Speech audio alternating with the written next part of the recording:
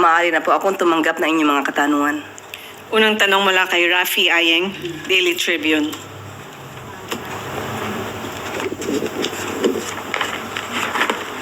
Good morning, Yusek. Ma'am, former DPWH Secretary Bonoan faced the Blue Ribbon probe yesterday and probably in the coming hearings. Is the palace confident for his honesty and integrity about sa mga sasabihin pa niya? And as to he will not change tone, just like what Saldico did, na may eventually parang ilalaglag na naman niya yung presidente. Naniniwala po ang Pangulo na si dating Secretary Manny Bonoan ay magsasabi ng katotohanan, lalong-lalo naman po na siya ay nasa Senado at under oath ang kanyang mga sinasabi. So, kailangan lamang po tayo umasa na mga katotohanan lamang ang kanyang sasabihin. And then another topic po, ma'am, yung mga tourism stakeholders natin like the agency owners, they are having a hard time securing the Japan visa. And April na daw po yung susunod na slot for them. And then they have to go to Cebu pa or Davao to secure their Japan visa slot. So ma'am, sayang kasi, nasasayangan sila sa kikitain ng gobyerno. And then lalo na yung kita nila for that, ano po ang magagawa ng Malacanang dito? Sa ngayon po ay sinangguni natin ito sa DOT, but sabi po nila outbound ito, kaya hindi po nila sakop. At sa ngayon po ay isinasangguni ko rin po ito sa DFA. But pansamantala, habang sila ay naghihintay ng kanilang visa na i-issue ng bansang Japan, ito naman kanilang polisiya. At ginagalang natin to. Pero hanggat habang sila ay naghihintay, mas maganda po sigurong i-explore ng ating mga kababayan ang Pilipinas. Iangat din natin ang turismo ng Pilipinas at kung sila ay kikita dahil sa travel tax at kikitain ng mga tourism agencies, mas kikita rin po sila kung iaangat nila ang turismo ng Pilipinas. Thank you po. Sunod na tanong mula kay Marisol Halili, TV5. Magandang umaga, Yusek. Congressman Pulong Duterte questions the motive behind the filing of impeachment case against the president. He said that the lawyer who filed the impeachment against PBBM is the same lawyer who represented the First Lady in this disbarment case against Attorney Glenn Chong. May we have your comment on that? Unang-una po, gusto natin ipabatid na ang Pangulo po at ang administrasyon na ito ay hindi po eksperto sa paggawa ng intriga at hindi eksperto sa pagplanta ng ebidensya. Kung yun po ang kanilang nailagay na grounds for the impeachment ng ating Pangulo, malamang ay wala silang makitang ibang dahilan para ma-impeach ang Pangulo. Ito ay policy difference at ito ay hindi base or rather hindi ito magiging dahilan para sa impeachment ng ating Pangulo. Kung ang sinasabi niya ay ang nagsampa raw ng kaso ay abogado na nag-represent kay unang ginang or First Lady Liza Marcos, yan po ay walang katotohanan. So sana po ay matapos na ang pagiging source of fake news ng mga kaalyado nila. Dahil ang First Lady po ay hindi po nagsasampa ng disbarment case, hindi po niya abogado nasabing nagsampa ng impeachment complaint sa Pangulo. At kung nagsampa man siya ng disbarment case, ito ay on his own volition. So hindi po niya nire-represent ang unang ginang. So that's fake news. Also, he mentioned that this is just the impeachment is just a scripted distraction. Just to clarify things, may kinalaman po ba dito yung administration? Definitely none. Kaya nga sabi natin, hindi po tayo sangkot sa anumang pagplanta ng ebidensya katulad ng ginawa ng kanyang ama. Sila lamang po yata ang sanay sa ganon. So sa panahon po ni Pangulo Marcos Jr., nirerespeto po natin ang konstitusyon, ang proseso at ang due process.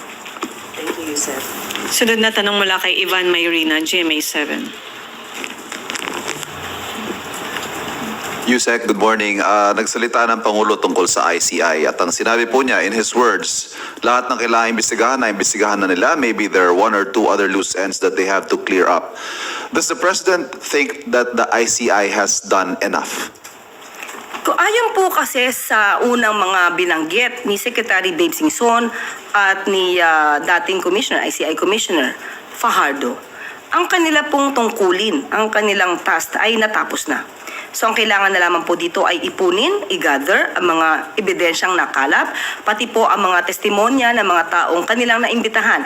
Halos naman po ng mga taong kanilang inimbitahan ay pumunta at nakipag-cooperate maliban kay Congressman Pulong Duterte at kay dating Yusek Cabral.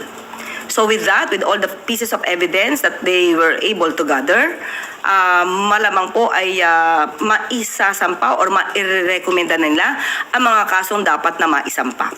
Sa ngayon po, sinabi naman din po ng Pangulo, depende pa rin po yan sa magiging naging trabaho at dapat makita kung hanggang saan na po ba naging trabaho ng ICI. At sabi naman din po ng ICI, sila ay magbibigay ng report ng kanilang mga na-accomplish sa Pangulo para malaman natin ang mga susunod na hakbang. May ilang kongresista pong nadismaya sa pahayag na ito ng Pangulo at kinwestiyon ang kanyang sinseridad sa pagbuo ng ICI. For example, Representative De Lima thinks that the work of the ICI is just, the ICI has just barely scratched the surface. Lalo't ang EO94 po sinasabi, 10 years daw ang dapat imbestigahan. At si Representative Ilago, tinawag naman niyang palabas lang ang pagbuo ng ICI at it was meant to create the illusion of accountability. At ngayon nga po, ginagamit namang basihan para sa impeachment ng Pangulo ang ICI na ginawa daw para i-shield ang mga allies ng Pangulo. How does the President intend to convince the public that he is sincere in his anti-corruption efforts in forming the ICI? Kitang-kita naman po kung ano po ang naging effort ng Pangulo at ng administrasyon na ito para masawata ang korupsyon sa bansa, especially with regard to the anomalous flood control projects. May mga tao lamang po talaga na hindi siguro makontento sa ginagawa ng Pangulo. Unahin ko na muna po itong binabanggit po ni Congressman De Lima. Unang-una po ay ginagalang po natin at nirespeto natin si Congresswoman De Lima. Totoo po, ang EO94, sinasaad po dito na lahat po ng transaksyon for the past 10 years ay dapat maimbestigahan. So tingnan lamang po natin, ano na po ba ang naipon ng mga dokumento ng ICI. Hindi pa naman po kasi tapos. Ang trabaho po ng ICI, nandiyan pa rin po.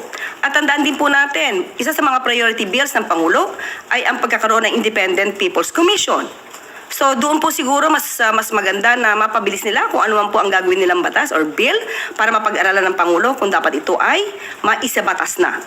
Pangalawa, patungkol po dito kay Congresswoman Piolago. Ilago. Okay. Ang sinasabi niya ay palabas ang ICI. Palabas lamang ang ICI para mapagtakpan ang mga kaalyado. Unang-una po, hinga natin siya ng ebidensya patungkol dito. Hindi po ba siya ang nagbibintang? Hindi po ba siya ang dapat na hingan natin ng ebidensya?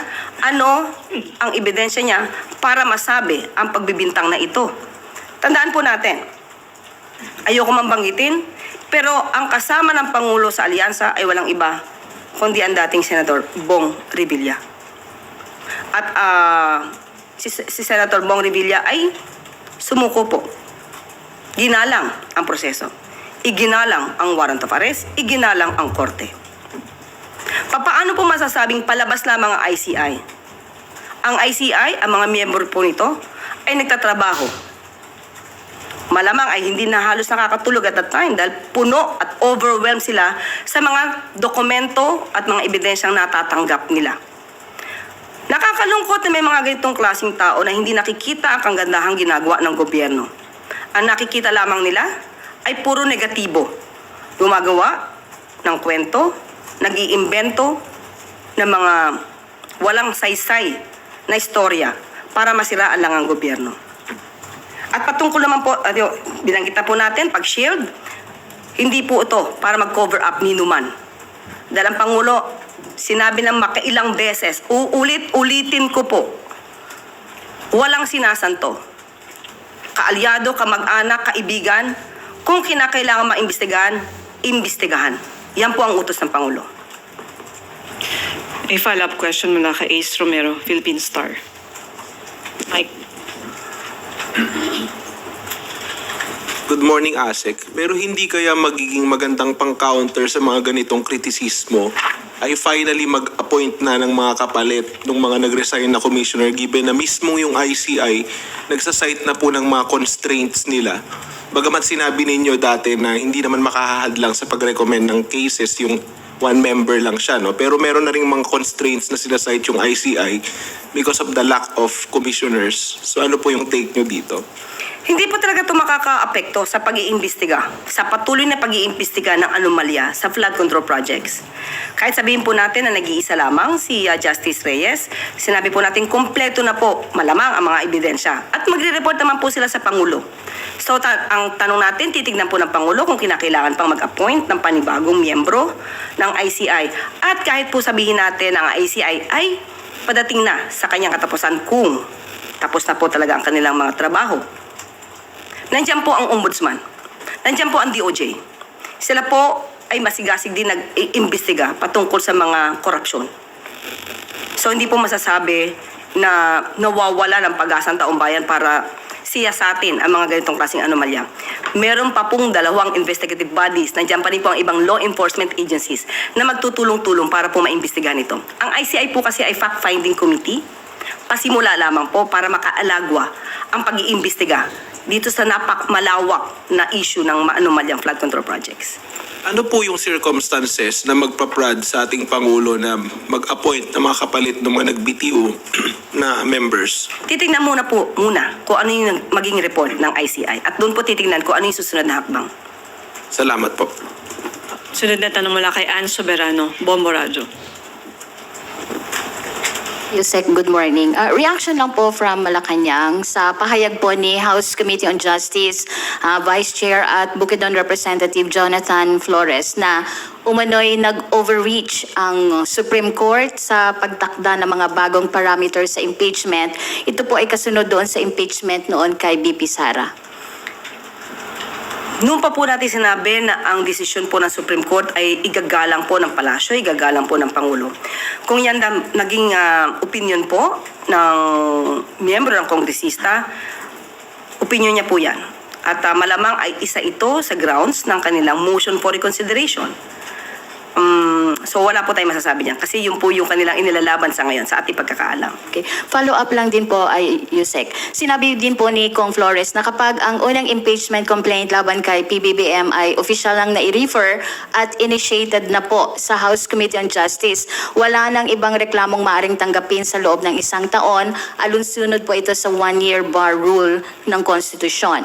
Sa pananaw po ba ng Malacanang, nagkakaroon ito ng bentahe o magkaroon ito ng bentahe, lalo't may iba pang grupo na nagpahayag ng intensyong magsampa ng hiwalay na impeachment laban sa Pangulo? Hindi po natin masasabi na ang pagpa-file ng impeachment complaint paunahan ay bentahe sa Pangulo. Kahit sino pa po ang nag-file niyan. Hindi maganda sa imahe ng Pangulo na siya ay masampahan ng impeachment complaint. Hindi rin po ito maganda sa pananaw ng mga ekonomista sa ating ekonomiya dahil nakikita po may mga taong di umano na hindi satisfied or negatibo sa pagtatrabaho ng Pangulo. So hindi po ito bentahe. Kahit sino pa po ang nagsampa niyan. Hindi po maganda na makatanggap ang Pangulo ng isang impeachment complaint. Ma'am, last na lang po, follow up. May pahayag na po ba si Pangulo regarding po sa impeachment complaint na inahain sa kanya kahapon? Thank you. Yun pa rin po. Kung ano man po ang nandiyadyaan at maihain na impeachment complaint, igagalang po yan. At dapat lamang po sana, lahat po tayo, pati po ang mga miyembro ng House of Representatives, ay gumalang sa konstitusyon, due process at proseso. Sunod na tanong mula kay Ana Bazo, GMA News Online. Morning, ma'am. Ma'am, follow up lang po kay Bong Revilla. Ma'am, he said it seems na hindi nasunod yung due process following sa developments ng kaso niya. May we get palas po? Hindi po ako spokesperson ni dating Senator Bong Revilla. Kung ano man po ang kanyang nararamdaman ay igagalang po natin.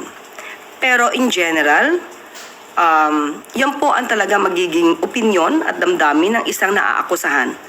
At yan po rin ang kanya magiging depensa para po mapakita sa taong bayan na siya ay walang kinalaman. So it's just normal for an accused. Other matter lang po. Yung DOJ po kahapon, sinabi nila na they are convinced that meron lamang 14 confirmed na ghost projects. Paano po nakakaapekto yung pronouncement na to in relation po doon sa wrong coordinates na naibigay umano sa Pangulo? Does the palace consider this as a setback po sa ongoing investigation ng flood control anomalies? Sa ating pagkakaalam, yung sinasabi nila na 14 ghost projects na confirm, initial pa lang po siya. So, yung pa lang po ang nakikita nila, pero hindi ibig sabihin na 14 lamang yung ghost projects. Patuloy pa rin po yung pag-iimbestiga dito. Nagkaroon po ng konting delay because kailangan po talaga i-confirm kung ano po yung mga detalye. Dahil hindi naman din po, wala naman din pong hustisya makukuha. Kung halimbawa nagkamali ang pag-iimbestiga dahil sa maling information na naibigay, hindi po siya nararapat dahil baka may maakusahan ng hindi dapat na maakusahan. But still, meron naman po ang DPWH na transparency portal at makakatulong pong malaki yon. Pero ma'am, si Presidente po ba, meron na po siyang sariling statement doon sa allegation na mali yung mga information na binigay ni former Secretary Bonoan sa kanya? Sa ngayon po kasi iniisa-isa pa rin po ito ni Secretary Vince at si Secretary Vince Dizon po ay siya magre-report sa Pangulo. Okay po. Thank you, ma'am. One related question from Kat Domingo, ABS-CBN. Ma'am, does the palace see a need to redo the entire scouring of the reported projects, considering that the DOJ itself, as well as other government agencies, saw several irregularities in the identification of the location of some projects? It is within the jurisdiction of the DPWH. So it's up to Sec Vince to make amendments, to correct everything so that the culprits, the real culprits, will be held liable. Ma'am, but did the President give a directive to redo the entire investigation? Wala pong ganyan. Kailangan lang po talaga maitama. Kung ano po ang nangyari pag-iimbestiga ngayon, sabi naman po ng DPWH, bago sila magsampa, tinitignan po nila ng maigi. Kung may pagkakamali, hindi lang po agad nila ito sinasampa. At ang sinasampa po naman nila, yun na rin po kahapon, ay yung may tamang data at facts. Sunod na tanong mula kay Alvin Baltasar, Radyo Pilipinas. Yusek, good morning po.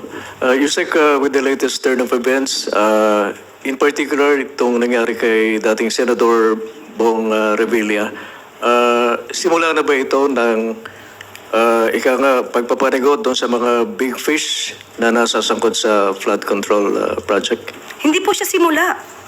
Halos nasa gitna na nga po siguro tayo eh. Dahil tandaan po natin bago magpasko, marami na po ang nagkaroon ng warrant of arrest. Marami na na-issue ng warrant of arrest. Isa rito, hindi lang siguro tinutulong ng iba, na big fish ang Diskaya. Sila po ay naaresto. Si Sara Diskaya ay napa-aresto, napakulong bago magpasko. So, hindi po ito yung initial na pagpapanagot sa mga sinasabing big fish. Yusek, follow-up lang doon kay Senador Bong Revilla. Anong naging reaksyon ng Pangulo? Nalungkot ba siya lalo't alam natin na magkaalyado sila and kasama pa siya sa ticket nung huling senatorial election. Anong naging pakaramdam dito ng Pangulo? Una pa lang po nabanggit ang pangalang Senator Bong Revilla, doon pa lang po nag-react na po ang Pangulo at syempre nagulat po siya dahil kaalyado niya po. Pero sabi nga niya po, makailang ulit sabihin niya, kahit nga po kaalyado, kung kailangan imbestigahan, dapat imbestigahan. One more question on my part, Yusek. Tungkol doon sa bribery attempts kay Ombudsman Crispin and SILG John Vic Remulla, worth 1 billion pesos each. Ang sabi nila na iparating na nila ito kay Pangulo. At meron bang reaction dito ang Pangulo? At meron bang ibinigay na specific orders doon sa kay Ombudsman at saka kay SILG? Ang pakiramdam po ng Pangulo, hindi po siya natuwa. Ang reaksyon niya dito, nung binanggit po ito, ay hindi po siya natuwa. Dahil hanggang ngayon po, kahit na po nagpapaimbestiga siya ng korupsyon, mayroon pa rin pong gusto na mangurap di ba? Sa mga opisyal natin na siya nagpapa-imbestiga at tumutupad sa batas para maparagot itong mga corrupt officials o mga corrupt individuals na ito. Hindi po natuwa ang Pangulo, but wala siyang particular na inuutos dahil alam naman po niya na si Sec. John Vic at pati po si Ombudsman Remulla ay maaasahan po para sa katotohanan at dedicated po sila sa kanilang trabaho. Salamat po, Yusek. Tanong mula kay Samuel Medinilla.